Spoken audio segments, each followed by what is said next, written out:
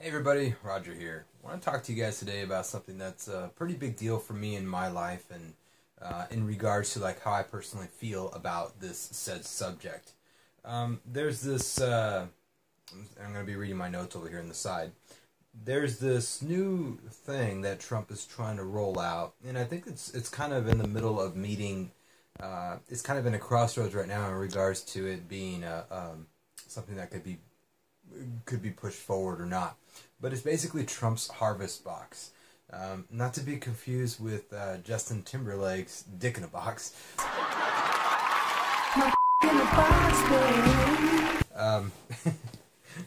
Families would basically end up having to see their there's about 40, I think it's 45 to 46 million people currently who are on the SNAP program, formerly known as the food stamp program, and they would be not subject, but I mean I think it's going to be like rolled out in increments. I think right now they're testing this thing in like some towns or cities or whatnot, but half of their provided SNAP benefits would actually be in the form of a harvest box that has actual whole foods in it, like beans and maybe rice, corn, I don't know, but a lot of things that are basically from what Trump has mentioned would also benefit the farmers. It would also benefit people in a lot of different ways who are actually reliant on the SNAP program.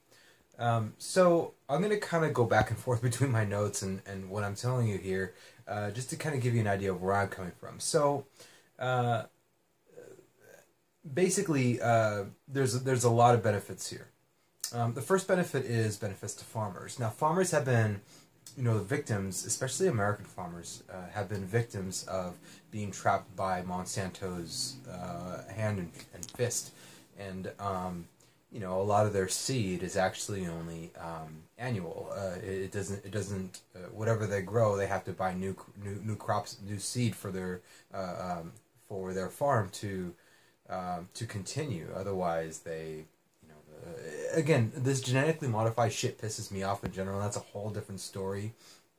But I'm going to just go ahead and start off and say that as a general benefit to at least getting back to whole foods versus people on the SNAP program having to buy soda pop, Monster drinks, all this shit food, Cheetos, Fritos, and all this stuff that isn't even really food, that has no nutritional value once it gets into your system and causes you to go to the hospital a lot more using more ObamaCare. I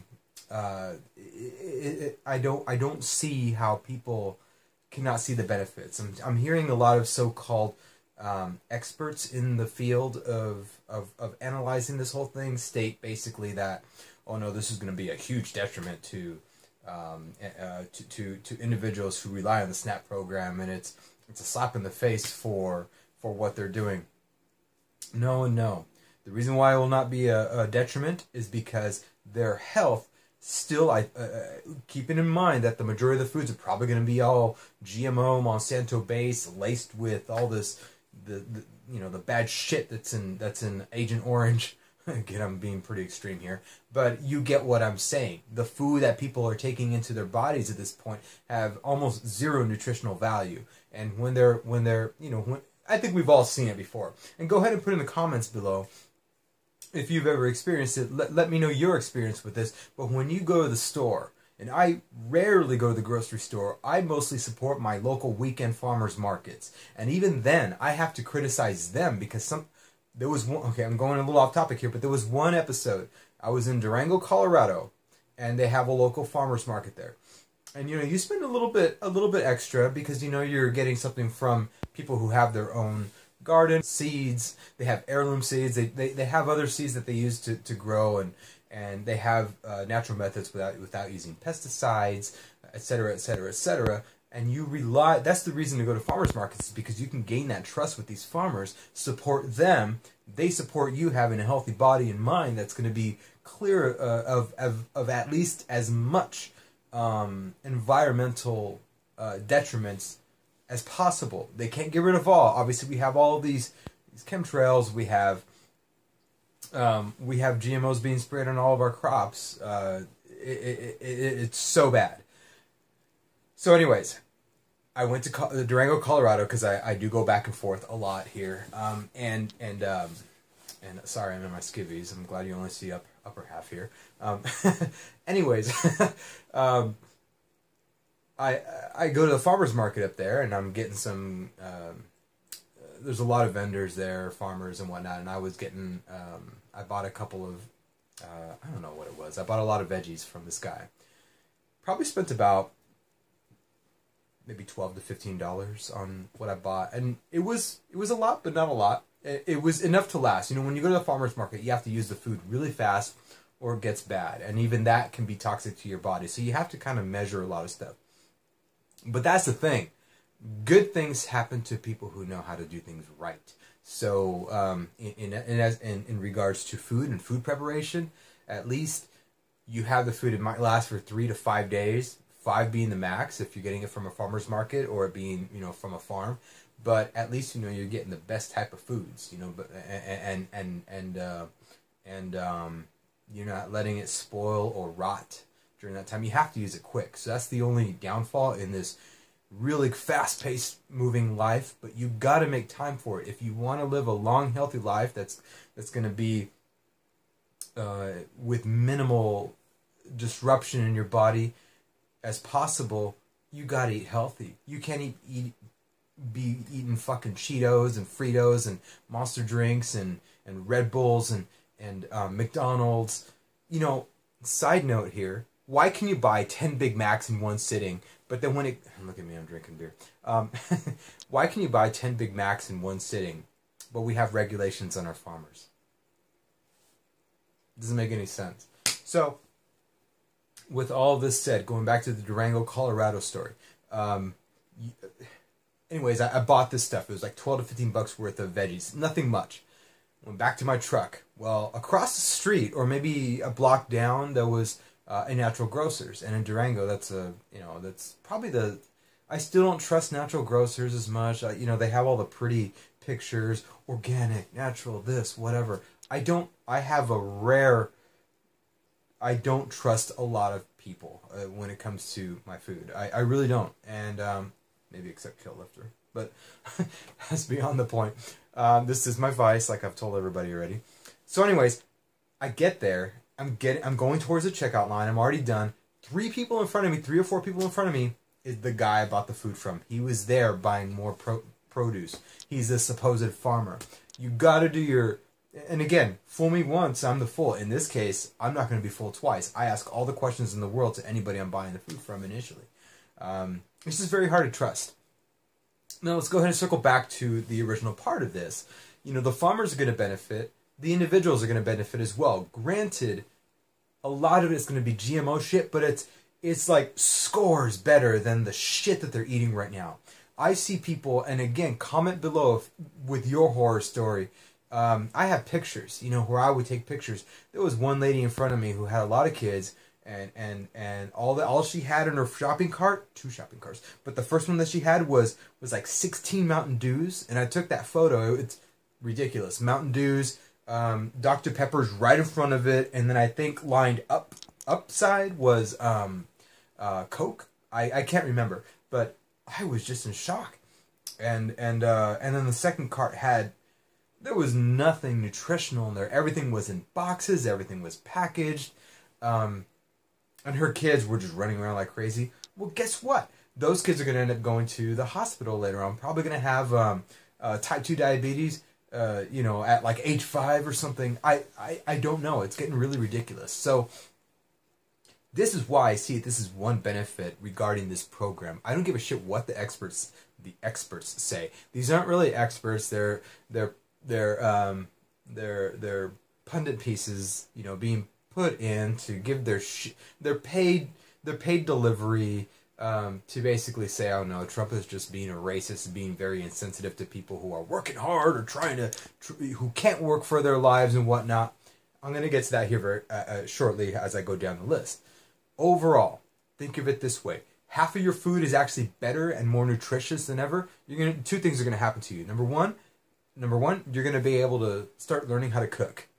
No more fucking microwave shit. I haven't used a microwave in at least 6 or 7 years, and I won't ever again. And I might make a video about it in the future. There was a friend of mine who I thought was crazy about 10 or 15 years ago who said he would never want to even be near one. I was laughing at him at the time. I will never laugh at him again. Sly, you're a good guy, and you're the reason why, you're one of my wake-up calls anyways, regarding why I don't use a microwave. So anyways, no more microwave shit that's going to be damaging your system. No more, or at least you're cutting it in half. You know, Trump is doing at least cutting it in half. He's still letting some people, I think, have a certain portion of their SNAP benefits as far as like the type of money, the type of card that they receive to actually get what they want. But at the same time, the other half is going to be actual food. Actual food. You know, no these people. We're not setting people up to succeed when we give them full control. Okay, look, if you're dependent on the government, not even the government, you're dependent on us, taxpayers, to fund your habits in eating like this. Beggars can't be choosers. You are in the spot that you're in. And I understand the majority of the time. I'm going to say about 80% of the time, it's a realistic factor. You need assistance at that point in time. God knows that if I ever get to that point where I need to ask for food stamp assistance, and I probably could at some point in my life, that I hope that I have that luxury to have this type of scenario. I want to have nutritional food. If I can't get it with my government assistance, SNAP, food stamps, whatever, then I know when I go to the grocery store, I'm going to get the most nutritional stuff I can possibly get. As a tax-paying citizen, I know it's my right to use this kind of stuff. If it ever lands on my feet that I come through hard times, and I have no shame in that. I don't see any shame in people using food stamps either. I do, however, see shame in it when people are lifelong users of it, and I will get to that again here shortly. I'm not saying people who are like disabled or have very, very, very limited income because of other very rare means, but I'm saying people who actually are able-bodied, can work, and have taken advantage of the system for a long time. They're the ones I don't really feel sorry for. They're the ones that are taking advantage of the system. So with all of that said, okay, so we have the benefits of the farmers. Again, the benefits, I kind of touched on this as well, the benefits of the health of the individual and the families with them. You know, you're not going to have kids running around with, going all crazy with juice boxes. Such a fucking stupid ass phrase too. I'm fucking triggered whenever I hear that word juice box. It is not a juice box. The word juice has been morphed to basically mean a fucking box filled with water, flavoring, artificial flavoring, and fucking sugar up the fucking ass that it just fucking makes these kids get all fucking ADD on you. You want to solve the ADD problem? The Trump box is the way to go. The Trump dick in a box. Gonna give you something so you know what's on my mind. The food in the box, whatever, is going to be the way to go. At least halfway. So yeah, obviously the health benefits of the family is going to be great. The dependency on having to rely on all this fake shit food, ho-hos, Twinkies, macaroni and cheese in a box, again, monster drinks, soda, all this crap. You're gonna get the majority of it out of your system. Everybody I ever see pay with food stamps, okay, not everybody, but a lot, are overweight, obese. They're on the fucking stroller chairs and in the grocery stores. How is this benefiting them? And again, there are some people who are in that position because of lifelong disabilities and ailments. This argument here is not directed to you. For all intents and purposes, I do believe that there are special circumstances with some people that do need it probably the rest of their lives. I'm okay with funding something like that as a taxpayer. I'm totally okay with that. Not able-bodied people though, not lazy-ass fucks. I've dealt with it all my life. I've worked my ass off, and I'm still working my ass off. And on a side note, I've noticed the benefits of the Trump tax plan this year compared to last year. So you did good, Trump. Okay, so if people are eating healthier, they're not going to have to rely on ObamaCare. They're not going to have to rely on going to all of our clinics and our emergency, I forget what you call those little emergency pods that are popping up everywhere like hotcakes in McDonald's. Emergency centers. The word skips my brain right now. But anyways, I know in Arizona they're popping up like crazy. Every time we have our annual benefits renewal meeting, this year she specifically said, yeah, they're popping up everywhere like crazy. And it's a big growing, booming business. Well, you know why it's a growing and booming business? Because sometimes you don't, and she said this, you don't have to give a lot of information. You can give like $50 to $100 and never hear from them again. I wonder where the foot of that bill is going to go to if people who probably aren't even documented, who, at least half of them are probably not even documented. I'm going to give it the benefit of the doubt and say 40%. I think it's more like 50 to 60%. And about 40 to 60% of the other half are Americans who just take advantage of it. And maybe there's a 5 to 10% chance that there's some people who actually pay into their insurance and utilize an emergency scenario like that and are legit. But again, the system is broken at this point in time. It needs to be fixed. The way to fix it is to make people healthy, able-bodied, and able to go out there and work every day and at least try to find a job or whatever. In this day and age, you can find a job online. Okay, so that's where we're at the moment. 3 benefits so far: farmers, individual health, and their family, and less use of Obamacare, Affordable Care Act, whatever. We all know all these terms that people don't like to hear about what it's called. But the next one is, in 2012, we had 47.8 million people on the SNAP program, or food stamps, or whatever it was called at the time. Last year, 2017, we had 45.6 million. So that's only a difference of 1.2 million people that we've dropped off. So the dependency on this program is about, 15-20% of Americans? 330 million Americans? Yeah, at least about that. That's a high number of dependency for this particular program. There does need to be cuts. There does. And the cuts are apparent. I don't give a shit what opponents of this this proposal say this is going to be beneficial in the long run for the health, the well-being, the working, to put people back to work and have good confidence in their system. When you eat bad foods, people, when you eat bad shit, you get bogged down. You feel like crap. You don't feel like you're a person. I know this. I was a trainer a good portion of my life, a personal trainer, and I've helped people get through shitty times. I've helped myself get through shitty times. I'm going through some right now. We all have our sob stories.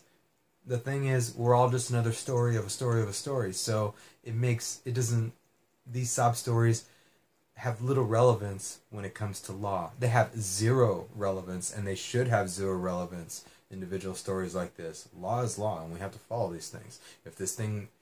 If we see that we're wasting money on this program and it's not making any gains, let's make the changes. That's what he's proposing. And let's see where it goes with that. Okay, so moving on.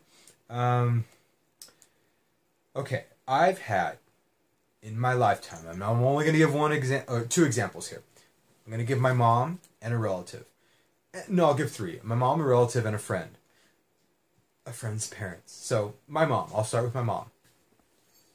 All these people in this world today are arguing about slavery. All these slavery that they've never personally experienced, that their parents have never personally experienced, not even their grandparents, especially when grandparents these days are now 40 years old. So, they're getting younger and younger and younger by the minute because nobody's controlling their fucking hormones. Again, a byproduct of being dependent on government and being dependent on this Planned Parenthood shit and whatnot. So, whole different story. Let's get off that topic. So anyways, my mom, through force, I don't even know why I'm bringing this up, but I'm going to. My mom, through force, when she was in 2nd grade, she was kicked out. Not kicked out.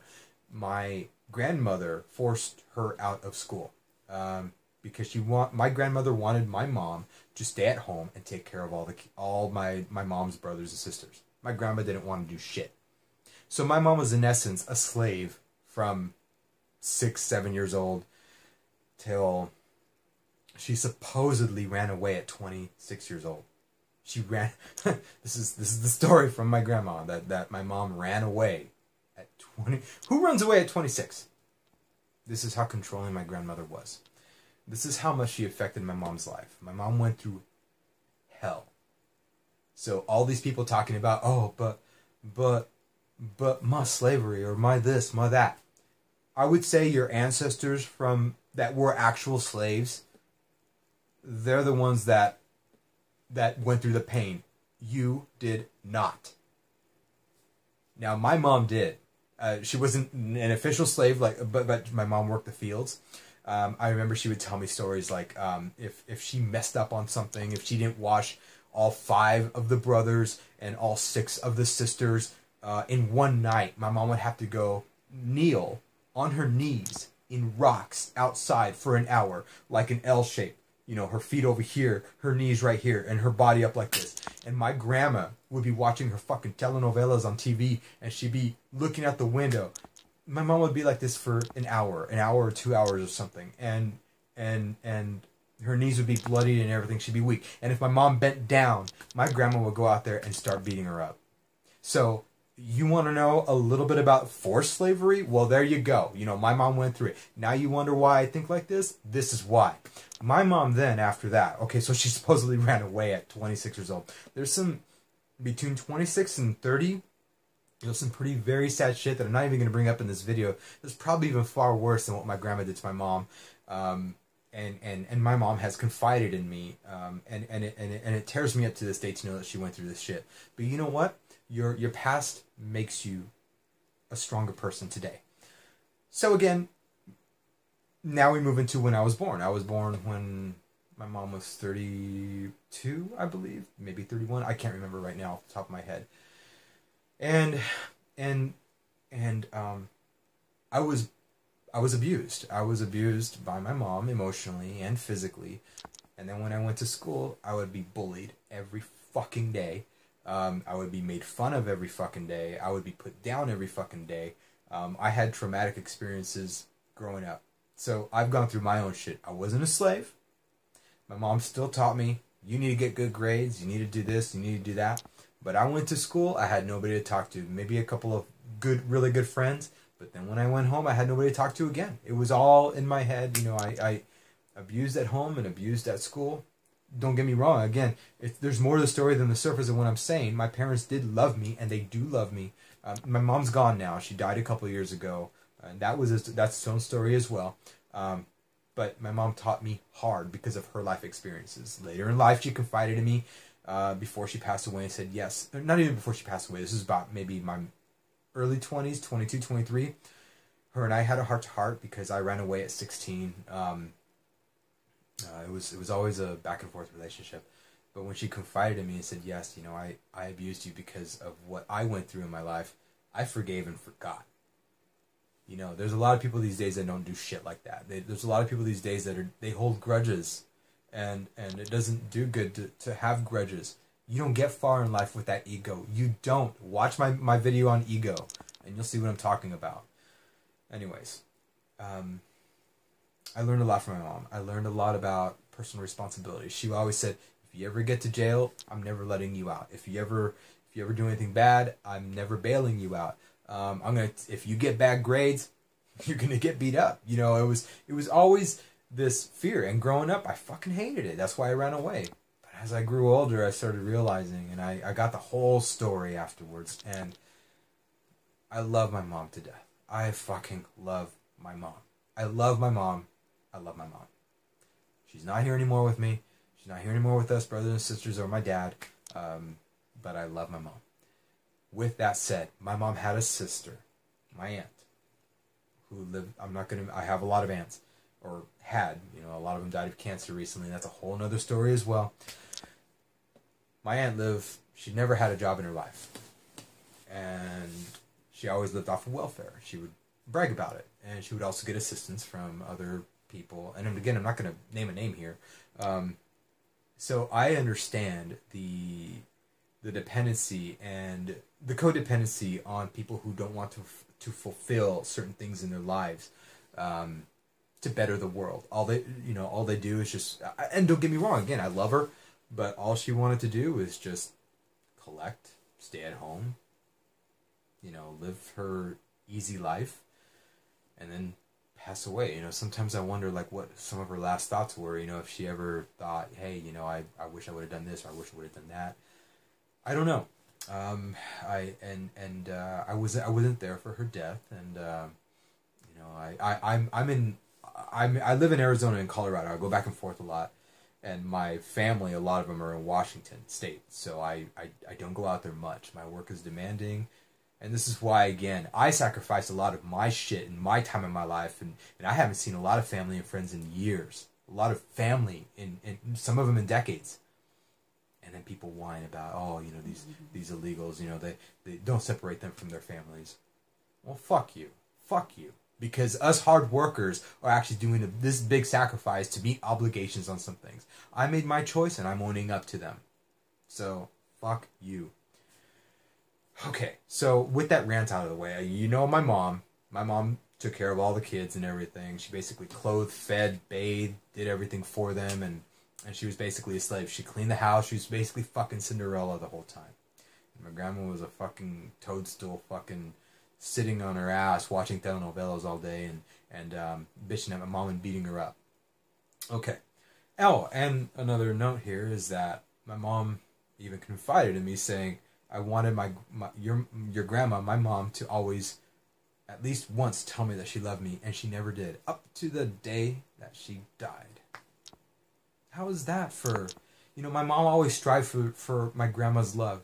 A kid always strives for the parent's love and appreciation and adoration. My mom actually gave me that when she confided in me and she finally told me what she meant about everything. And so I love my mom for that. My mom never got that from her mom. And so, when, and I think I do this in my personal life as well. I sometimes don't tell the people that I love how much they mean to me. There's these times I anticipate a lot of, what I'm going to say when I see this person, or what I'm going to say when I see that person. It never happens because you feel like you're in the moment. It's like, oh, maybe I'll tell them next time or whatever. I'm still a victim of that. You got to tell people you love them these days, or you don't know if you're going to have it tomorrow. And, you know this, and it's so hard. It's so hard. So anyways, my mom grew up being a slave. In my opinion, a type of a slave. She would still have to work fields and everything, and so yeah, she knows a bit about forced slavery, not maybe in the historical terms, but in the way that I'm seeing it, being whipped and abused and forced out of an education. Yeah, she knows it. Okay. Now I have my aunt. Now I'm going to move on to one of my friend's parents. She basically had a relative who was disabled, and she collected off of that and took care of her. Granted, she was doing something good there, but I'm not even going to go on that route. I think these two examples right here, my mom and my aunt, is probably good enough for right now, so I'll stick with that. The dependency of welfare is going to rob you of who you can be. I never saw my aunt get anywhere beyond just living. I never saw her achieve anything. Not that that's a bad thing. I mean, some people, they just want to exist and that's it. But when it's at the expense of others, it's a little bit of a callous and a selfish thing to do. And I've never wanted to be that way. Granted, I have a lot of heart and I have a lot of love for her. There were times, great memories I've had with her. And she always had she had a great laugh. She had a great personality. But again, I'm not stupid to noticing these things. And my mom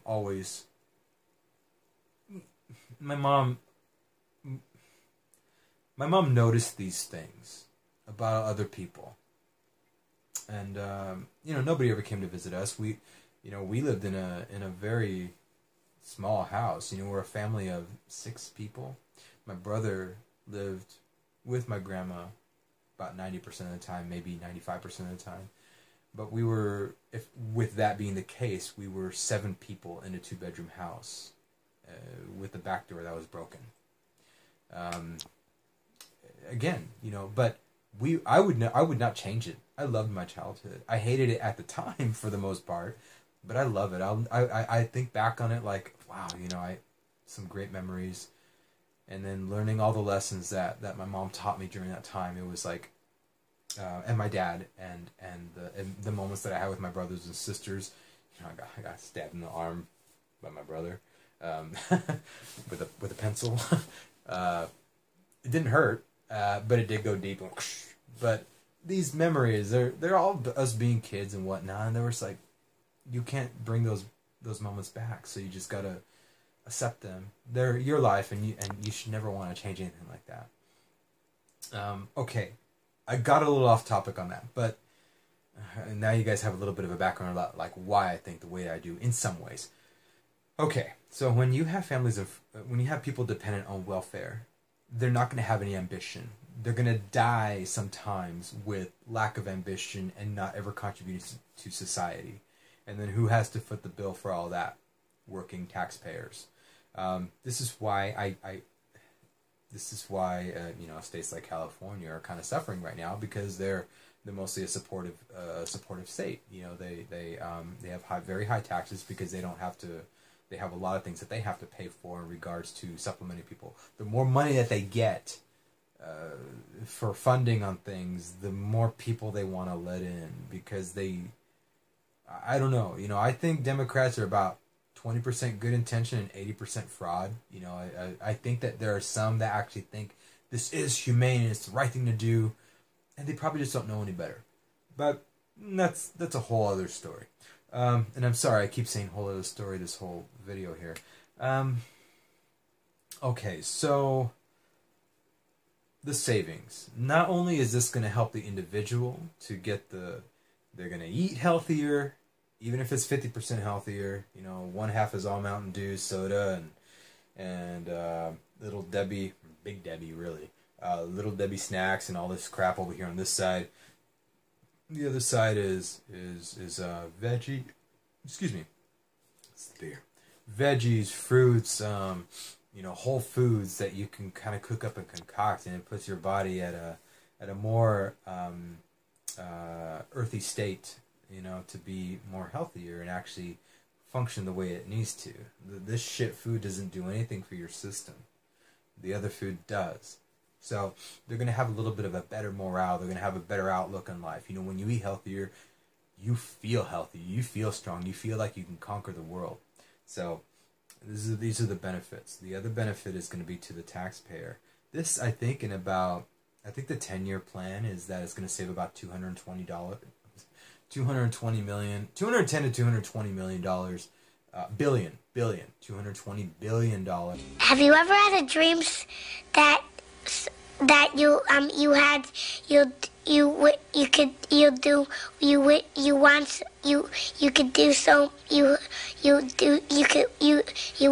want him to do you so much you could do anything?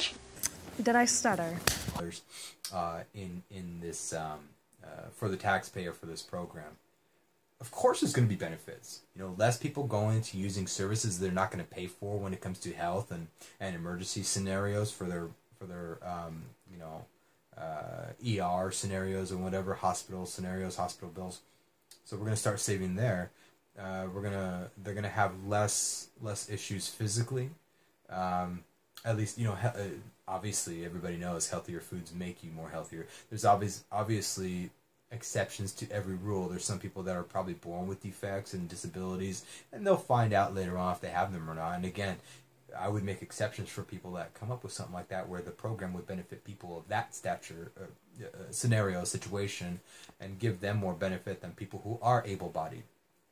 So that's what I'm seeing here. The savings for everybody all around. It's a great thing. Nothing is bad about this. Okay, beggars can't be choosers. I mean, you just cannot have somebody where you're giving them, this is coming out of your taxpayer money. If I was put in the scenario, I would know, okay, I'm not subject to personal choice or personal preference. If this food box has food in it, I have that is pre-selected for me. Whether I am a vegan, I'm kind of teetering on vegetarian and kind of dabbing into a little bit more meat these days, and it's very hard for me to even do that. I don't think I've touched meat, even though I said I was going to start to for the last 3 months. I've been vegan for about 4.5 years now, 5 years I think actually. About 5 years.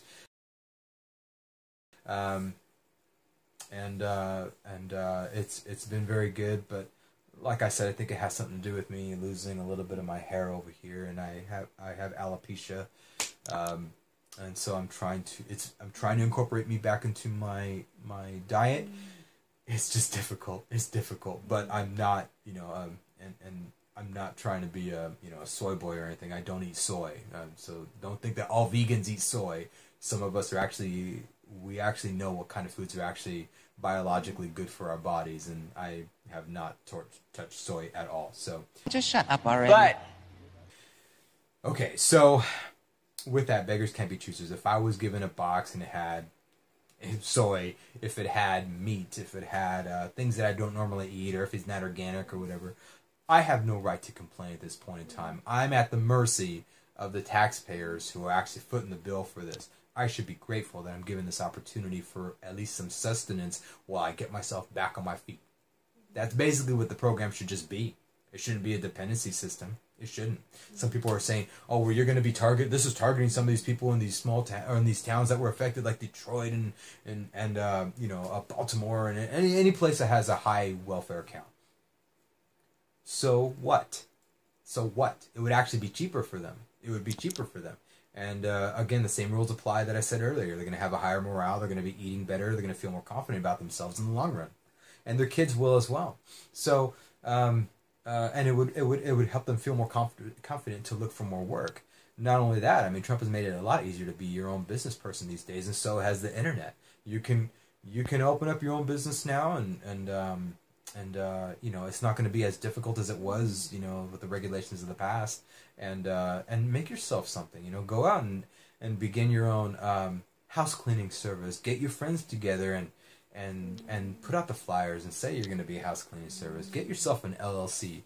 And the work is going to come through. You see it all the time. I see it all the time here in Scottsdale and Phoenix and driving back and forth. You see all these vehicles, these vans, these trucks, and everything. Man. Everybody understands the benefits of hard work. I understand the benefits of hard work. Sometimes I hate it, but it's a job, and I'm thankful that I have work. I'm thankful for the opportunity I'm given, even when I'm at my worst, and I'm going through so much. I am thankful for the fact that we are privileged here. You can be homeless and move up. I mean. I'll get into my backstory in another video, but I mean, I've moved up quite a bit in my life, and I'm still not where I need to be or want to be. So, take that as food for thought. Okay, so the savings, beggars can't be choosers. Okay, so if I ever had to use this program, I would be very happy and thankful that the opportunity was there for me to take advantage of it, whether if it's for 3 months or 6 months. Or a year if I had to extend it that way. There has been 2 times in my life where it took about 9 months to a year to find a job. When I was let go, one of the first times I was let go was for foreign workers. So I understand. I've been fired for cheap labor. And the second time I won't even go into why I was fired the second time, but I know the scenarios and I was just I didn't have to use any government benefits or anything at that point in time. But it was a struggle. It was a struggle for me during that time. So I understand the hardships, but I was able to plan things out in advance just enough before I got my next jobs and my next jobs and my next jobs. So, yeah. And in this day and age, you can get fired for doing good work. Because if you do good enough work and you get it set up for the next person who's a cheap laborer, sorry, it's just the way the world works. Hopefully Trump's new policies are changing that with the H-1B visa issue. Yeah. Okay, so there is a guy who is wanting to make a more bipartisan proposal. You know, he wants to. I think his name is. It says on here his name is Mr. McGovern. I don't know his full name. I'm not really big on knowing everybody's name. It says here, Mr. Governor said the administration was painting a distorted picture of the poor and ignoring the fact that most SNAP recipients are employed and more than a quarter are disabled and unable to seek work. I've already laid out my ideas for how to handle stuff like this. Then let the overhaul. What is it here? Okay, so this is my comment. Okay, so my response to this is, then let the overhaul for bipartisan support acknowledge this, acknowledge the fact that there are some people who have circumstances beyond their control, and give them precedence over people who are able-bodied, fit, can work, and have a skill set. Give them less time to be on a program like this, or very limited funds for something like this. There's no reason why people who are in this category have to be taken away from people who are in this category of actually needing it.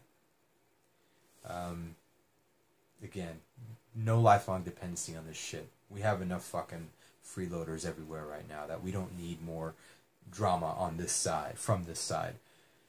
So, okay, so this dependency on the government needs to end or be very limited overall. I personally live on the cheap. Like I said, I am vegan. Just shut up already. But my farmer's market bills are not high.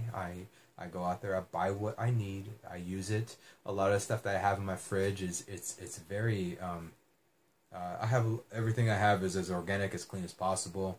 I'm a very simple person. I drink a lot of water, drink a lot of beer too. I tell you, it's my vice. I like hibiscus tea. So that's another thing that I have, and kombucha.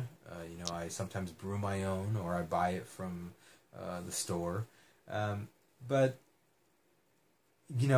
I would say probably about 70 to 80% of my foods are from the farmers markets, and you guys should be supporting them more as well, because the more you support them, the less power you're going to give to these entities that are actually killing you. Coca-Cola, they can have all the glamorous commercials in the fucking world that say, oh my god, we love people and we'll donate 5 cents of fucking your purchase or whatever to go to this charity. Well, guess what? People are still starving in Africa. Guess what? People are still being enslaved in so many countries.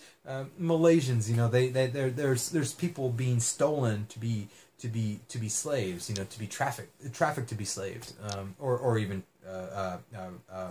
sex slaves or warehouse slaves. So, there's a lot of work to do to get people out of dependency, and actually I'm going to call it like it is, to get people out of their gluttonous scenario, thinking that just because they're alive, that they're entitled to things.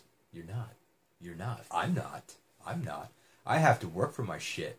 Just like some of the people that I work with, that even I've hired, they've had to work for their shit. They've had to work for their citizenship, to the United States. And then when you hear some people's opinions about, like, okay, well, what do you think about people coming in illegally? Well, the majority of them think it's a cop-out. The majority of them think like me. It's like, no, I put my 2 cents in. I put 2,000 cents in and time to get my citizenship. It all comes down to basically knowing that if you are going to be dependent on a taxpayer system program, it should be limited. It's not going to be a permanent mainstay. And your disability, only real disabilities, again, this is a whole different category, but your supposed scenario in life isn't something that the politicians can be using as a backbone anymore. We see through the bullshit. We see through the fucking bullshit. We need to end, and I think what Trump is doing right now, proposing this scenario, it's gonna do all the things that I said earlier. It's gonna help everybody out. It's gonna help everybody be more independent and get the jobs that they need, and be healthier, live healthier, and lessen the cost of insurance. Make it more, make insurance make insurance be more reasonable in the long run. You know, who knows what's going to happen in a couple of years if this box program does take off. You know, we're not gonna have, oh, what's the most obese state in the world? In the United States, oh, well, it's 49 out of 50 states that are actually the most obese now. They're all vying for the title of the most obese. Why should we celebrate that? We shouldn't. There's nothing. Obesity is just another word for gluttony. And granted, some people will say, oh, it's my thyroid or this or that. Yes, there are some rare exceptions. But when you don't fucking take care of yourself, whether you're anorexic or whether you're obese, morbidly obese, you have a personal responsibility, and you can't be making excuses as to your ailments and expect everybody else to feed off of these things. Again, I say there are exceptions to every rule, and I will sympathize with people like that. But I can always I know how to call a spade a spade. You know, I know when I see somebody who is not really suffering and who feeds off of the sympathy that others provide to them. I've lived it. I've done it. I've done it in my past life. I've had relatives that have done it, and I know friends and family that still currently do it. Get off your fucking high horse. Go do something in America. You're in America. You're in a land where you can be whatever you want to be. You're not oppressed. Nobody in America is oppressed. Zero people are oppressed here. Only people that are maybe like tied in their basement, in a basement, you know, trapped with their hands back and being forced to do things that they don't want to do against their will. Yes, those kind of scenarios. Of course they're oppressed. Or a parent who is holding their kid hostage or abuses them and whatnot. Yes, they're oppressed. You know, there's obviously something wrong there and something needs to be addressed. Again, like I said, exceptions to every rule. Let's look at the generalities of everything. In general, our country can do a lot better. Trump is making a very good proposal here. I am so sorry this video lasted this long. I hope you guys got a lot out of it. I hope you got a personal view of my life, you know, in regards to like what, why I think the way that I do. Two comparisons of somebody who actually lived through traumatizing experiences in their life, all their life up until her death, my mom, and then somebody else who actually lived off of the system all her life and not worked a day at all in her life that I know of. What are your guys' thoughts? Do you think that it's a bad idea to take away full SNAP benefits from people who actually receive them? Or do you think it's a great idea? If you do think it's a bad idea, please give me reasons why and provide some stats if you can, or maybe some personal life experiences that are good reasons. Again, like I said, there's exceptions. These exceptions, I think, should probably still have precedence over, you know, either lifelong or long-term use of SNAP benefit program. And then there's others who I think are the majority that don't. They need to be monitored. They need to have a system that monitors their progress and seeking work to be self-sustaining and contributing to society, and being a good role model for their kids, because right now a lot of kids don't have good role models, especially when they're trying to think that a superhero like Black Panther or Captain America or Thor or Spider-Man is probably the worst of this whole bunch. It's the new Spider-Man, the very SJW Spider-Man. When they think they have to look up to the superheroes that are so fantastical and fake that they can't look up to their parents, that they can't look up to their aunts, their uncles, their teachers, their peers, their brothers, their sisters, they have to look at fantasy. You know, when you look at this, all this scenario, it all comes together. We could do a lot better, and we're taking shortcuts. We're not even taking shortcuts. We're not making any progress as a whole. So again, this is my rant for the day. I'd like to know your guys' opinions. Always appreciate the comments, whether they're harsh on me or positive, whatever, or even neutral, and you have some things to add. Believe me, I've learned from a lot of the comments that I've had in my recent videos. Two of them that I think kind of went semi-viral.